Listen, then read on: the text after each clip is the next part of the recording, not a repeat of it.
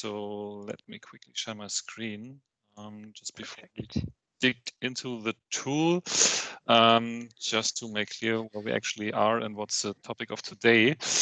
So today we want to have a look into the first two topics. So first of all, the market intelligence part. So everything that comes out of our external data, from future skills, future roles, competitor benchmarking, and also the operating models. And then we directly switch to smartPlan, and I will show you how to integrate these external data and combine it with your internal ones in terms of planning. And yeah, this would be the topics for today. So feel free, if you have questions, feel free to ask. Otherwise, I will go through it. So from market intelligence perspective, first of all, we have three different offerings there. So first of all, the market intelligence. Sorry. So now, so the competitor benchmarking. This is where, or maybe let's start directly with the questions. These are our typically asked questions from our clients. Maybe everyone could go through it, maybe 1 minute. Then we can discuss it together. Which questions do we actually have at Siemens? Which questions do we want typically answered with our tools and data? And then we can go through it.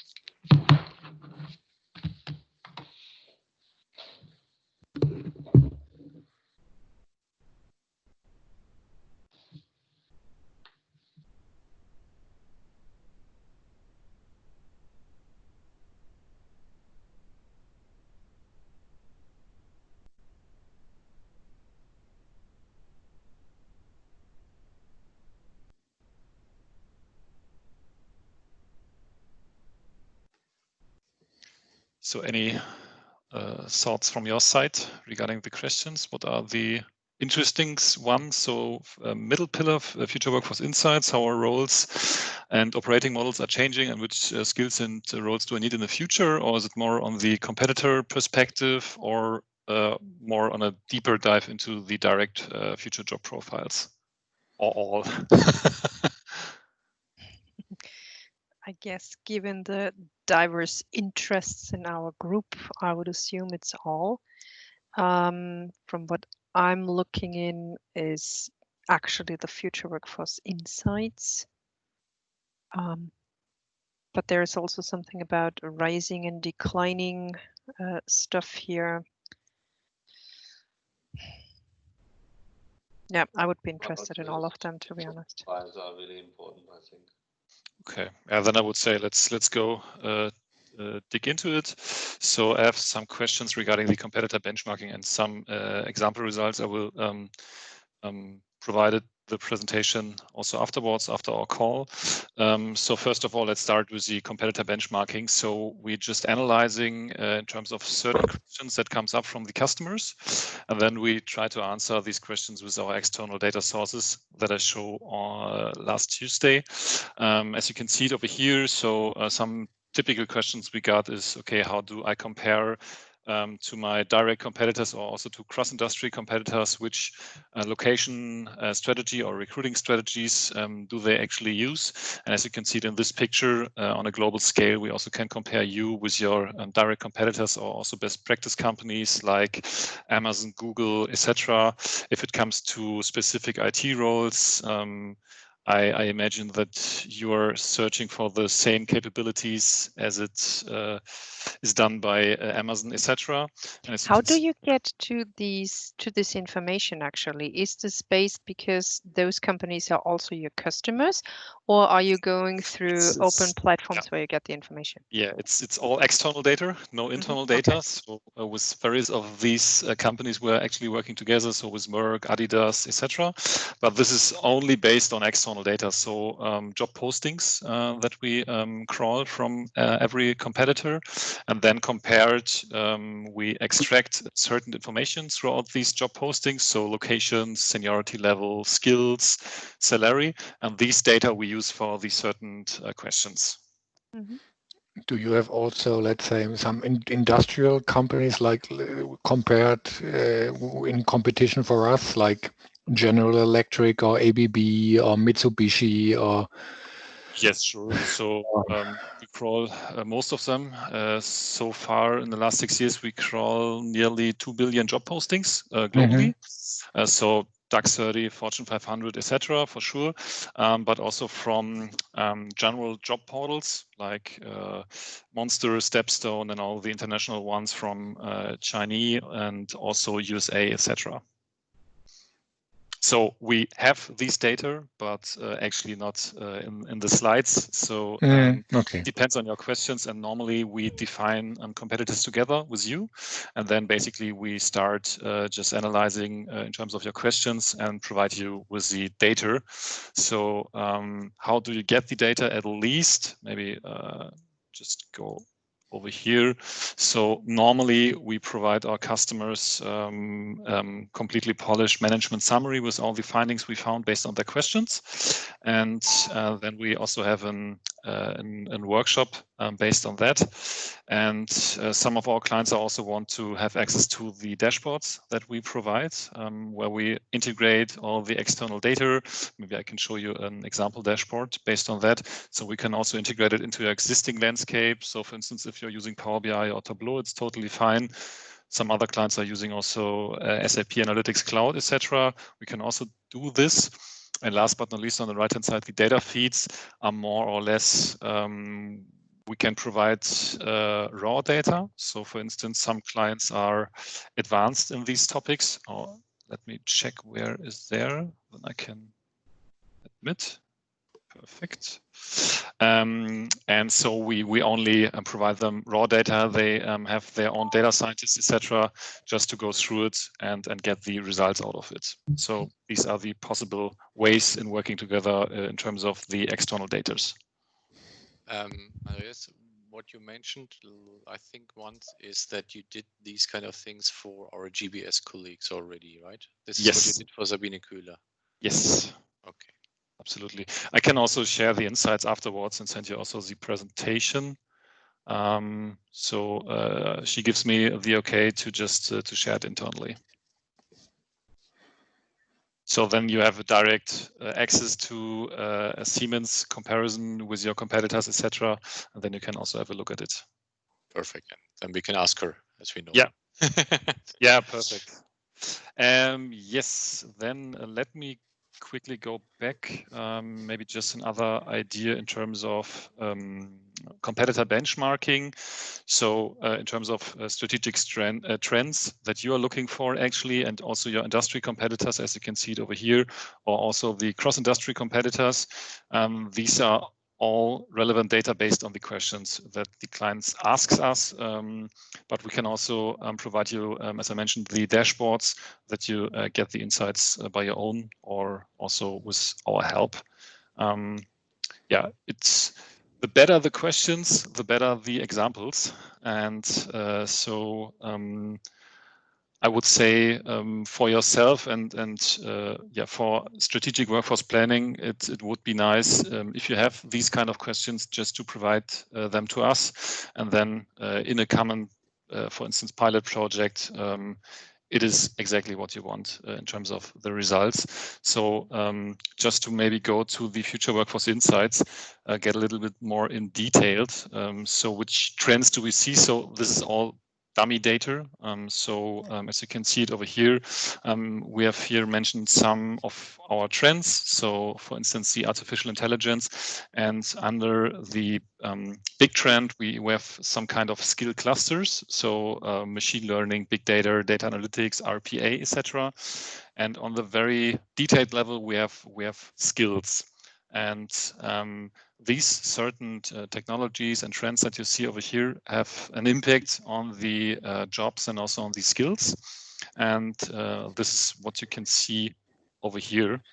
So we match future jobs that we see in certain trend areas. This is the one way we can do it. So for instance, if we see the industrial automation, so what jobs typically do we see in the future, which are the upcoming roles. I will go in detail in 2 or 3 slides. And what we basically get from our clients. So this also depends on your strategic workforce planning logic. So do you want to do it on a very strategic high level, or some of our clients, so for instance, Merck is doing strategic workforce planning on a BU level. So they have a deeper look into e-commerce, into IT, into sales, and therefore they provide us with their customers, with their competitors, and then we crawl these kind of data, just analyze them, and at least what they get also from our side as we go a little more into depths. So this is also interesting for them. So which are the future roles? This is an example from technology side in terms of e-commerce, which are the upcoming roles. And what we do over here, we compare this year with the years before, so normally 1 or 2 years before, and how are the roles or the demand is changing in terms of roles and also in terms of skills. And this gives a very good outlook, which are the upcoming roles in certain BUs. And this is the input for the demand planning workshops for our customers. And to now combine these information together with the competitor information, as you can see it over here, we combine the trends that we just analyzed and combine it with your company and also with the competitors. And this gives you an outlook. Okay, are you investing in the right trends, and where are your competitors? Competitors are also investing in specific trend areas.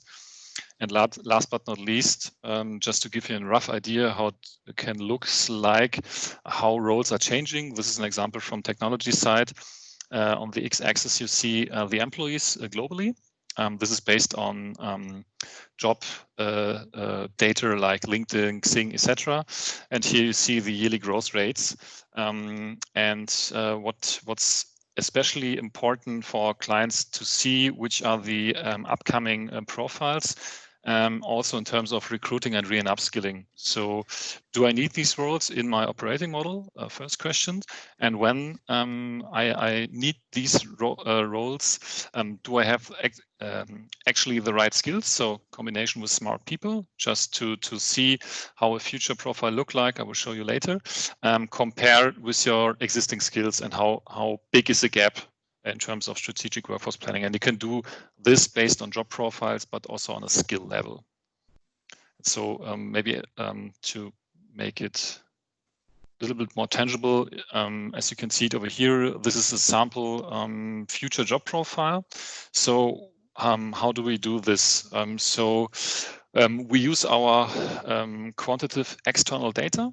It's a semi-automated process, and we also have some insights manager on our side that use all these kind of data. We also use other data sources like scientific papers, business profiles from certain people who are actually working in this kind of role.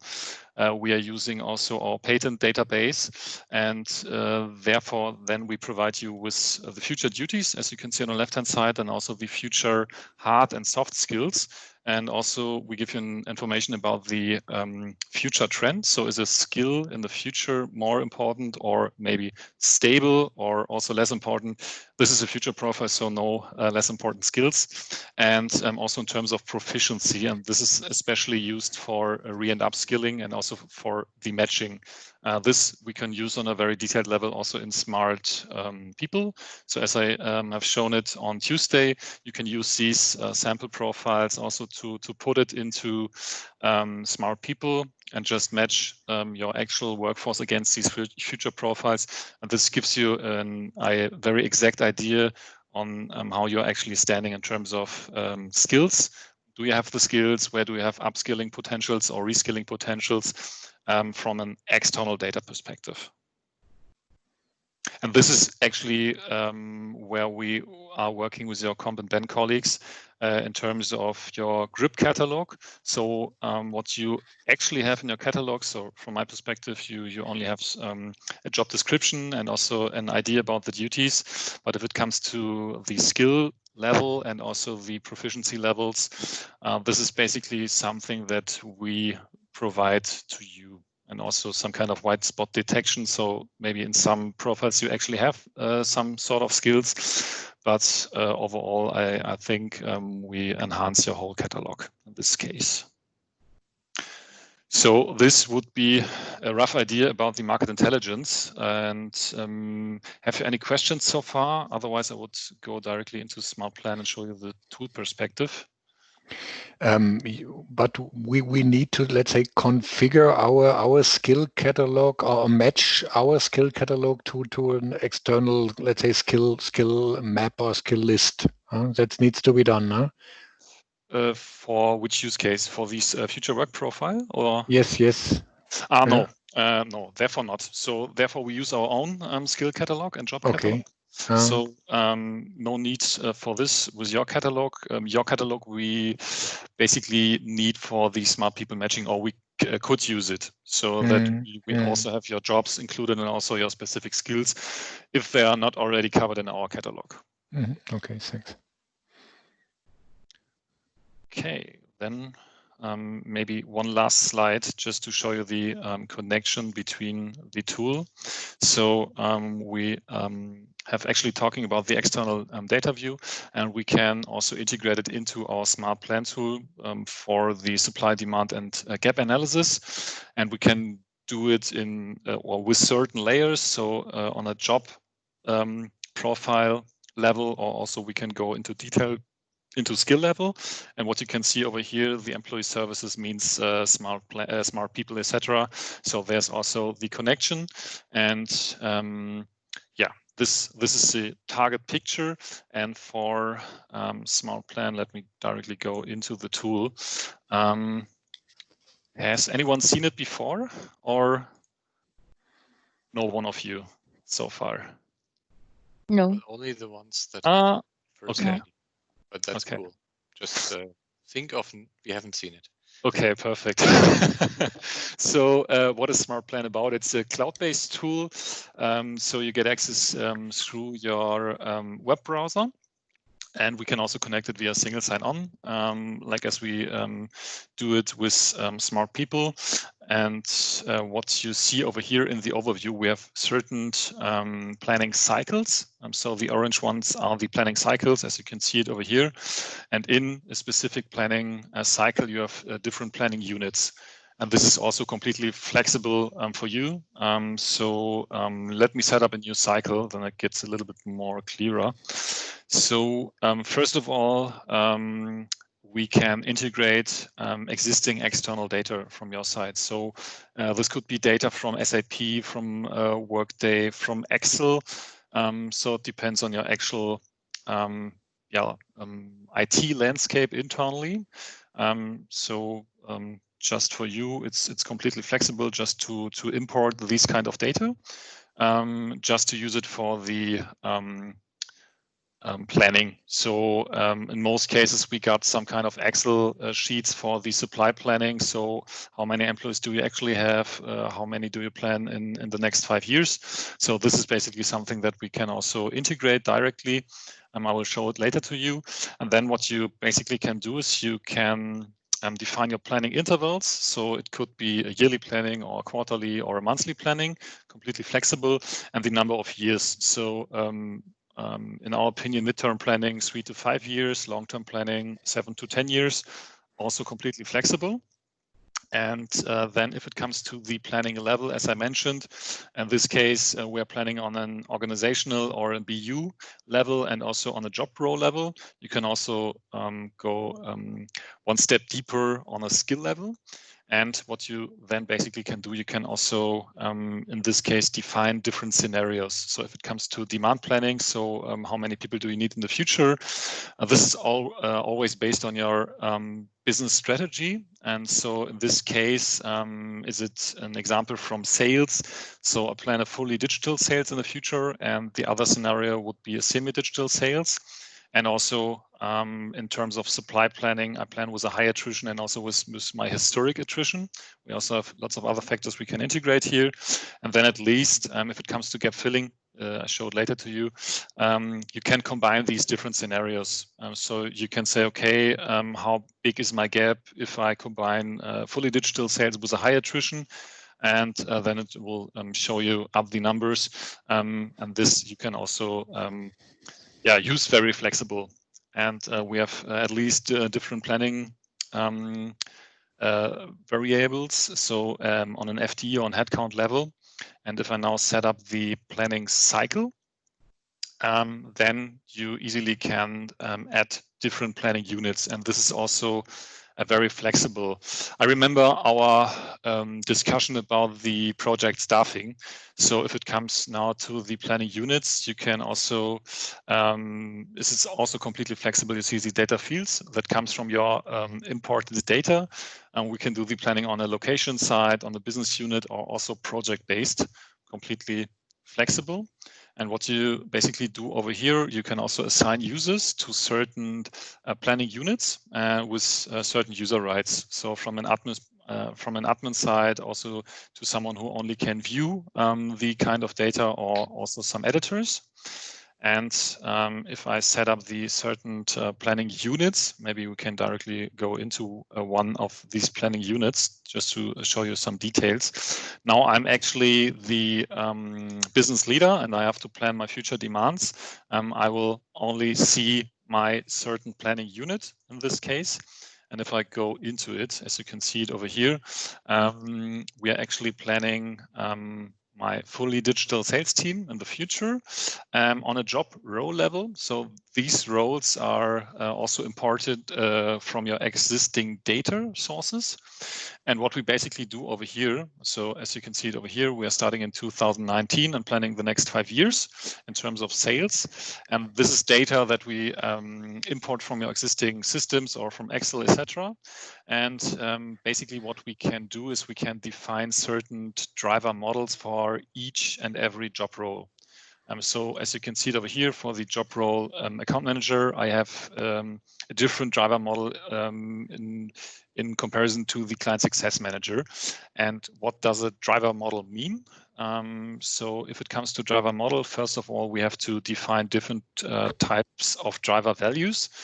Also completely flexible. So here you see some examples. So number of customers could be a typical driver value, or customer orders, or also some kind of robotic process automation that have also an impact of the future FTE that you need for your certain operating models, or also just to set up a self-service portal. Just to give you an idea how a driver model look like. So you can now combine different kind of driver values in one driver model. And as you can see it here on the right-hand side, we also provide you with a so-called driver model library. So we have lots of common drivers or driver models that you can directly use, but you can also, it's completely flexible. You can combine different driver models and driver values on your own. And so as you can see it over here, the driver volume contains of my number of customer orders and also the client service requirements. And on the other side, I have my service productivity. It depends on to just set up a self-service portal and to use robotic process automation in this case. And this together is my service requirement driver model. And now I can use this driver model and put it behind my certain job roles. So for instance, I have the client success manager job role. I put my driver model over here. And then what I basically see, actually, I have 22 FTE. And in the next 5 years, I only need 20 FTE. In terms of my driver model that is laying behind. And what you also see, so if it comes, so for example, to the account manager, the number is black. So what does it mean? So you can override the number. So if you think, so we provide certain ideas how it could look like in the future based on the driver models behind. But as you think you're the manager and would say, okay, I think I need 35 people, then you can override this number in terms of the demand planning. So this would be the first part in terms of demand planning. And you also can, as I mentioned, get the strategic input from the market intelligence perspective. So if I actually don't know how my future operating model in the future look like, so for instance, for the e-commerce part, then we also can provide you with these certain kind of data. So how could or how does an e-commerce org model look like from my competitors? How do they understand e-commerce? Which are the underlying trends behind it, and on a lowest level, which are the future roles and skills? In this case, this is the connection to our external data. And this the business leaders could also use for the planning in terms of future demands. Any questions so far in terms of demand planning? Otherwise, I would go to the supply planning and at least in the gap analysis.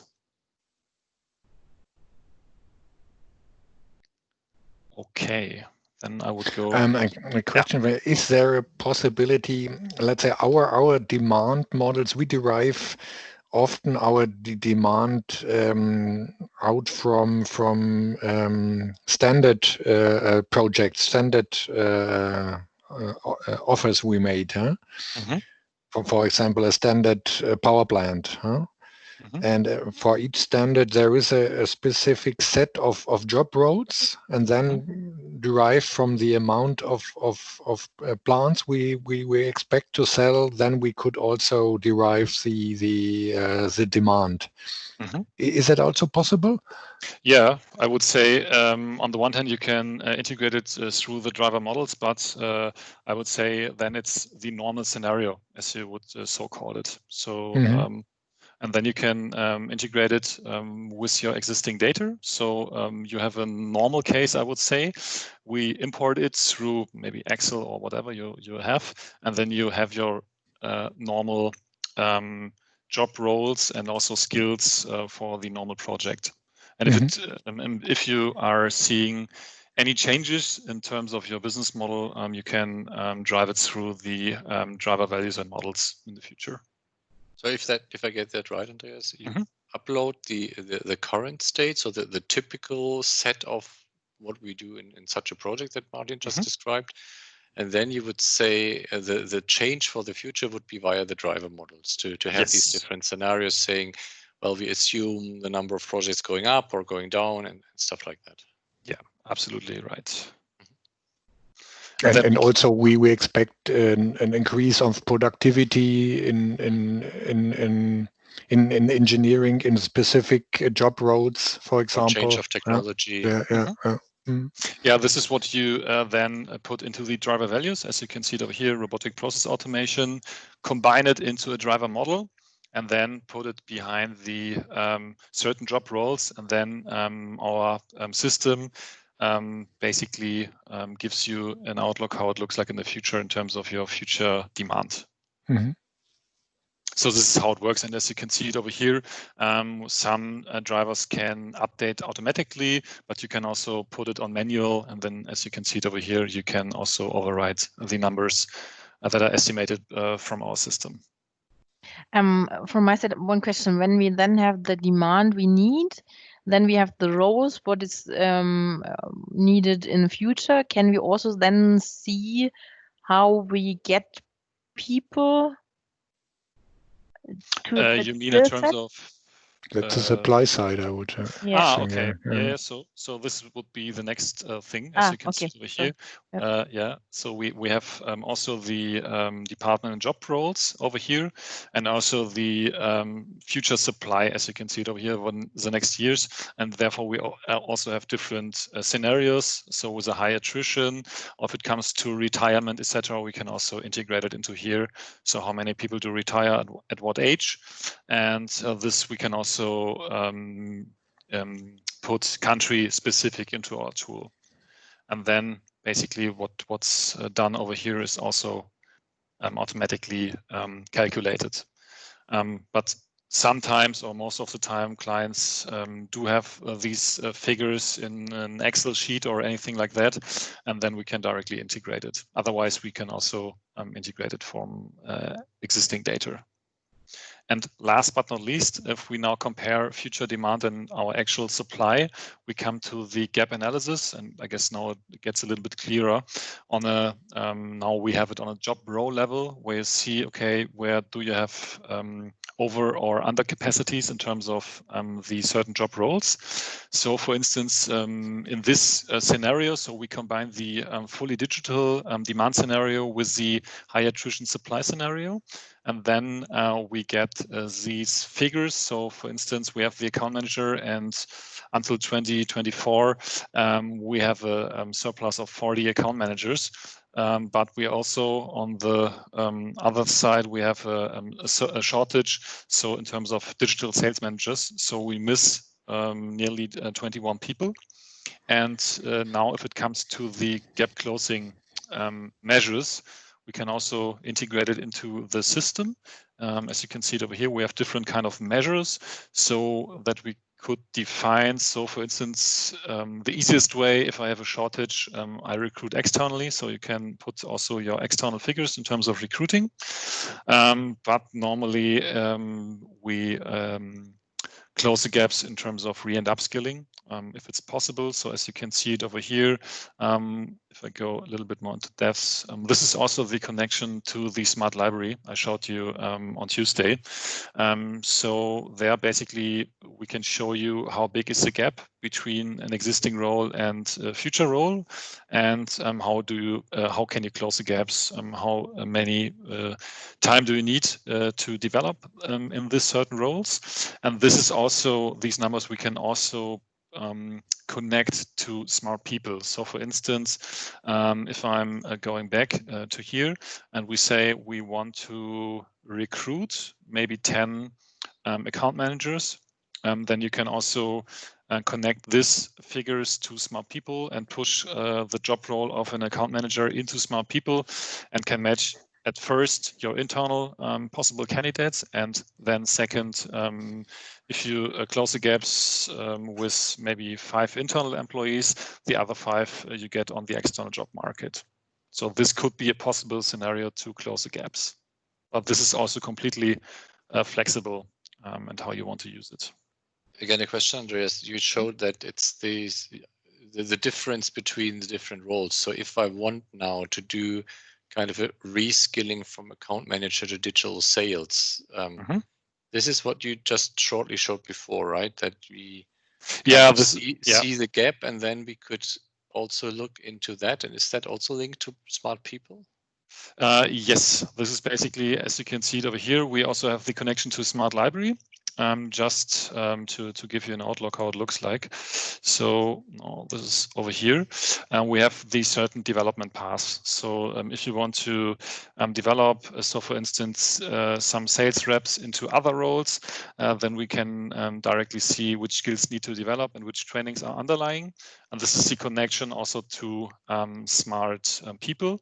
So basically, typically these roles that we want to develop people in certain roles, we want to push into smart people.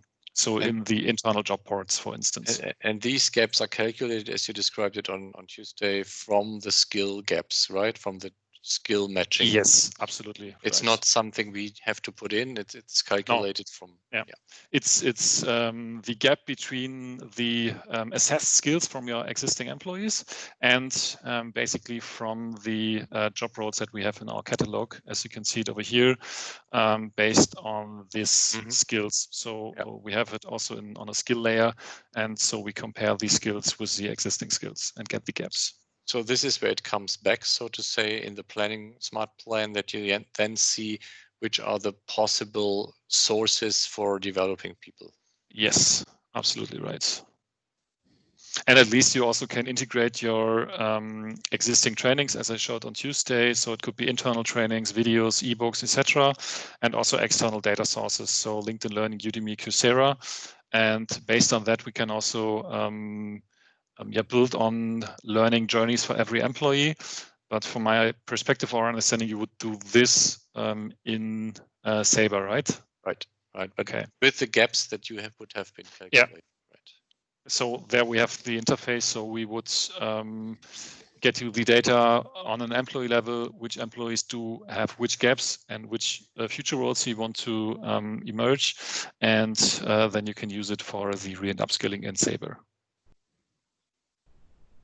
And maybe if it comes then, to make this story complete, if we then have the learning journey in Sabre, and I'm running all the trainings that are supposed to be, then if I successfully do a training, then we also can basically put the kind of data or the new skills back into Smart People.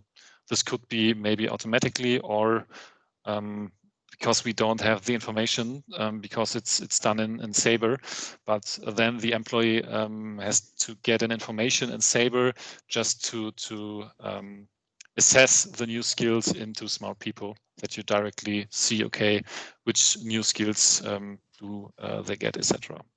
Also in terms of analytics on a later stage. Okay. And maybe last but not least, you also have some analytics capabilities directly in the tool. It's also completely flexible. Also over here, you see some examples. So if it comes to the demand planning, you see a different kind of impacts there. What are the most increasing job roles in the future? And also, on the other hand, the decreasing roles. And if it comes to supply planning, as you can see it over here, you see how many people are leaving your company, etc. And last but not least, you can also export all these kind of data in various other systems. So for instance, Power BI, if you want to have certain dashboards, or also to Excel, or also to SAP, Sabre, whatever you want. Yes, this would be the strategic workforce planning part. Yeah, do you basically have any questions regarding to this? Otherwise, I could go back to the presentation and maybe give you also an idea about our smartPlan packages, and also about the onboarding. How does it work? How does a typically pilot project look like? Andreas, for me, it would be interesting to realize what is really visible for the employee itself. It looks so that it's an expert system, and we as a resource manager or a strategic personnel management people can do this work, but on the end, something has to be visible also for the employee to realize what is going on, what trends they should follow. That is then afterwards in Smart People, right? Yes, sure. The employee didn't get access to smartPlan. It's only for you, for the strategic workforce planner for business leaders, etc. And the finally, the gaps that we see, this is something that we could also interface to Smart People.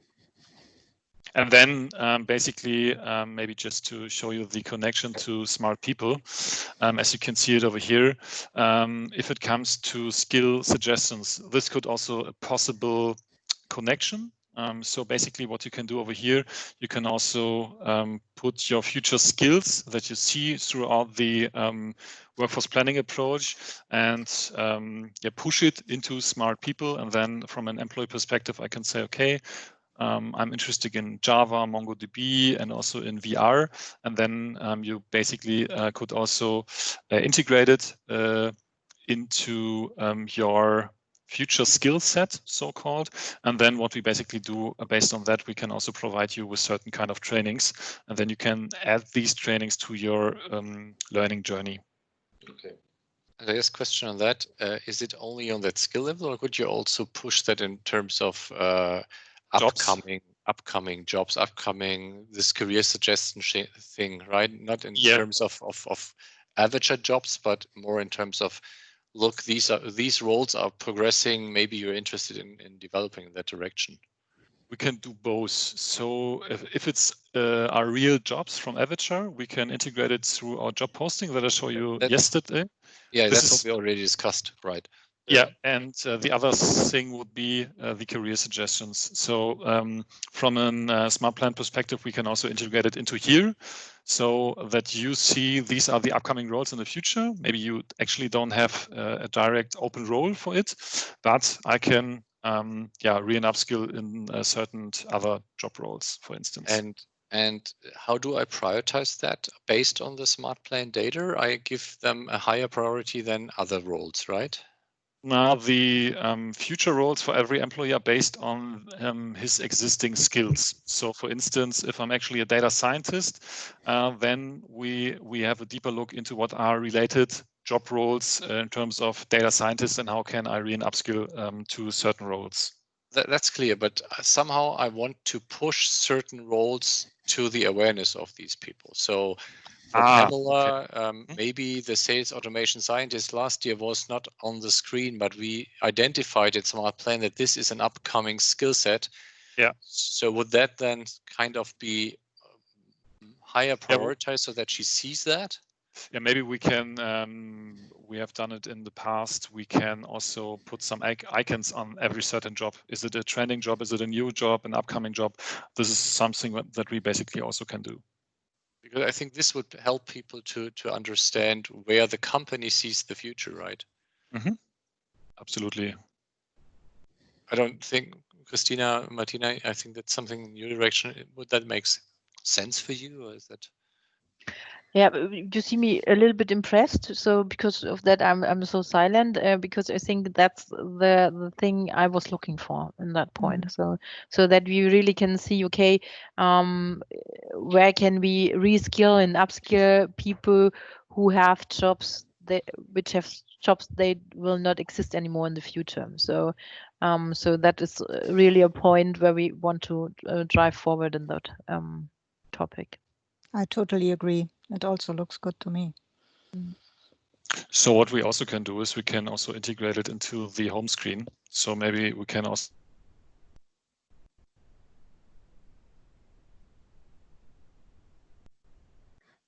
Hello? And then you have also basically the direct view on the news screen. This is all you can do. So it depends on your requirements. So everything is possible. And you also said once that it's possible to just do kind of a widget in a system like Sour and then jump back so that the people mainly, and it's kind of the higher sophisticated profile view that they get here, but it's fully integrated for them, something in that direction, right? Yeah, it's like if you compare it with SAP SuccessFactors, they have also different, how is it called in English? Kacheln in English. And therefore you also have the point where you can click on it and directly get access to smart people via single sign-on. This is, I hope, also possible in Sabre. I actually don't know it in detail, but if I think if it's totally flexible. So this is also a web tool. So we give you the access. So it's smartplan.hrforecast.de. And so this you can easily integrate into your existing landscape from my point of view. So it's not the same view. So it's not look like Sabre, but yeah, this is the way I think it's important to just have that flow for the people, right? That they know this is now, and then the data flowing back and forth, so that they don't have to do double entries or whatever.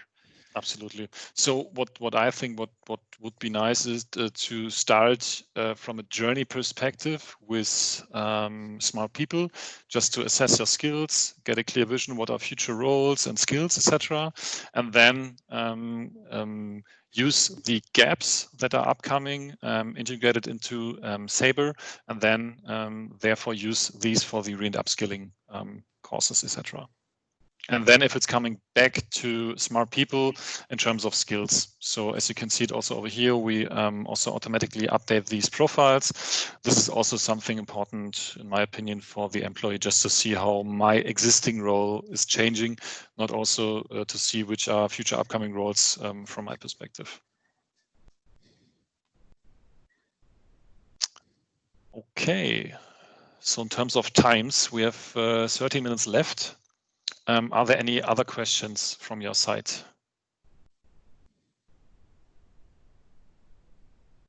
No, always fine. Okay, perfect. Then I would say I will, let me go back to Oh, it's already opened to the different kind of packages. So for smaller companies, we have these kind of starter packages, but in your case, we would use the enterprise package. Therefore, the difference between these two packages, here you also have the driver models, you have the gap closing measures, etc., and you also have the connection to the smart library and also the analytics dashboards, single sign-on. And if it comes to the to a pilot project, we have certain onboarding packages. So we have one onboarding package. So you get an onboarding coach. It's like on the smart people side for 6 days for the kickoff, for all the internal documents, also for internal approvals. We will guide you through it until the go live of the tool. So we need 1 day to set up the tool in the cloud so you can directly access it. And then basically we need maybe 3 or 4 weeks just to integrate all your existing data and also connect the users via single sign-on, import data snapshots for the planning perspective. And then normally the first planning cycle we do together. And this is where the happy onboarding package comes in place. We also have some kind of add-on support if you need more support on certain things. On the right-hand side, we also have basically before we build our own tool, we have done it in a managed service way. So we have certain other tools and use also Excel, etc., just to also show you this option. We can also provide it to you as a managed service. So all data is in our infrastructure, and we make the planning for you and provide you with the polished management summaries and all findings and gaps. But I think we should go for the tool part plus the onboarding package. And if it's question, sorry. We saw different package this week already. Now we're seeing another package, isn't it? Because I'm now getting a bit confused with the packages and with like calculating in my mind what it might mean together if we would like to do a pilot. Yeah, sure. Maybe we can directly go into it. So we have on the one hand the pricing for smartPlan. So this is basically based on the number of employees that you want to plan. Smallest number is 1,000 employees, and this is the monthly pricing on that. This is a monthly fee that you have to calculate, plus a one-time fee for the happy onboarding package. It's roughly about 11K. This is the whole setup, data import, and also internal approvals until the go live. And this is the first package. So in my opinion, if I go back just to normally we have a minimum subscription period of 12 months, but also for a pilot project, we can offer you 6 months. So roughly go through it, it's about 10 to 12K on the smallest amount plus 11K. So it's roughly about 20, 21K. And on the other side, for the market intelligence part, I can also show it to you. So we have certain starter packages. If it comes to the Future Workforce Insights, this would be the starter package. It's about roughly 30K. Therefore, it's one project. We just analyze one operating model. So for instance, if you want to have a deeper look into IT, e-commerce, project management, whatever you want, this is basically covered. And this is a yearly cost or what? No. This is a one-time cost. Yeah, my bar is across it. This is why I can't see the subline. I'm sorry. Okay, same for me. And this is something if I use smartPlan and want to use the market intelligence that's behind, is this something I need to do as a project, or is it something I can do as a project on top of it? You can do it on a project on top. So you can also basically only use smartPlan.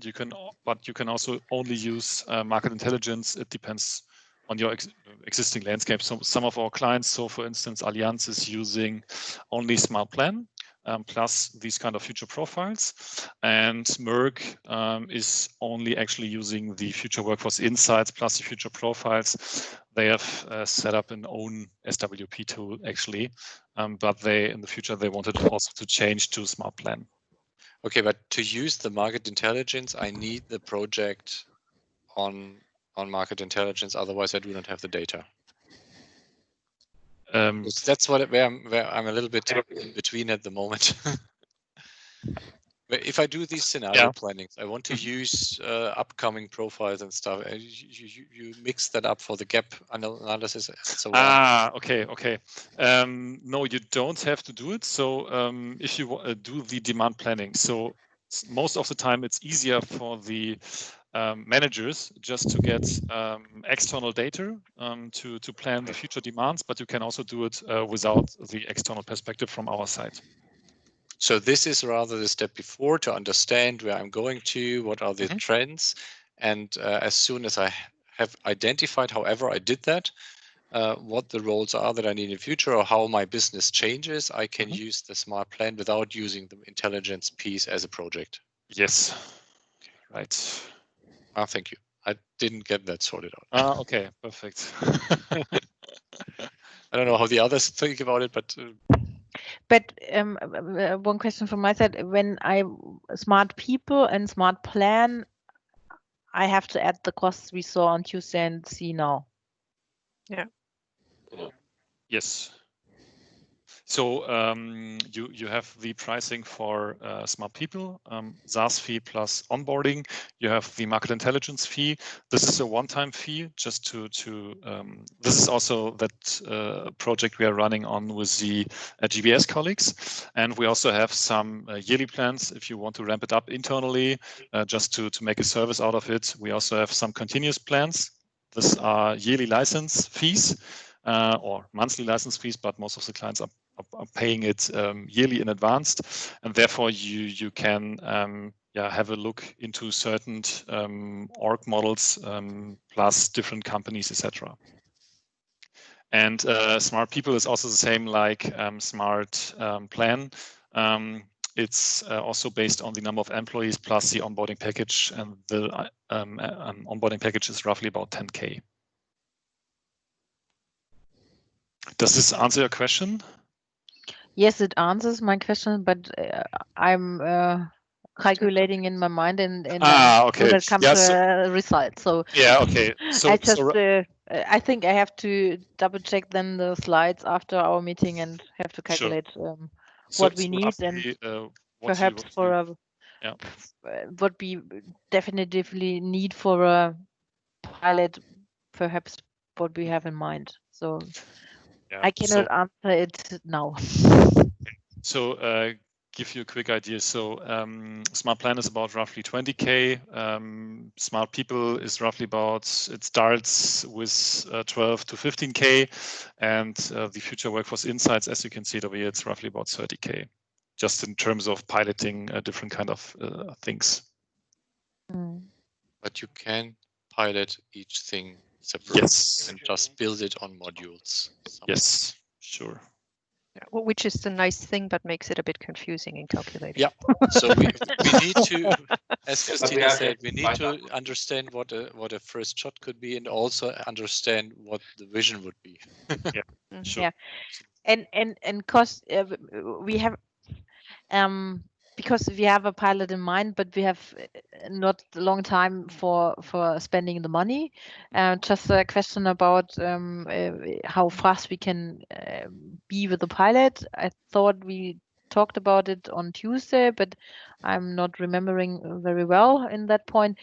What do you think? How long do we need to say when we decide for a pilot to set up the things?